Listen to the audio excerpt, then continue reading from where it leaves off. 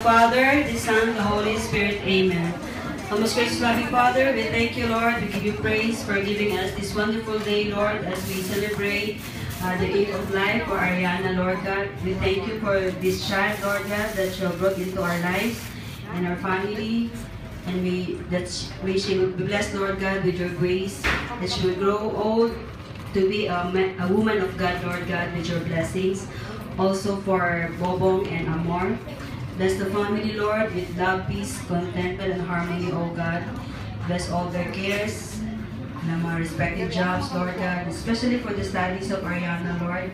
Bless Auntie Inday and the rest of the family, Lord, looking down to Ariana, Lord, that they will just be inspired, Lord God, to guide the child to grow into what you want her to be, Lord God.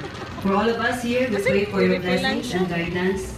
We pray for the nourishment that you've set before us, Lord, which grant us good health in body and spirit.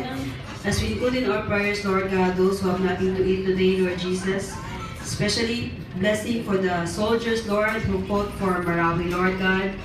And we pray always for your guidance and protection, Lord, for each one of us, Lord, in this place and the entire city, Lord God, of Cagayan de Oro.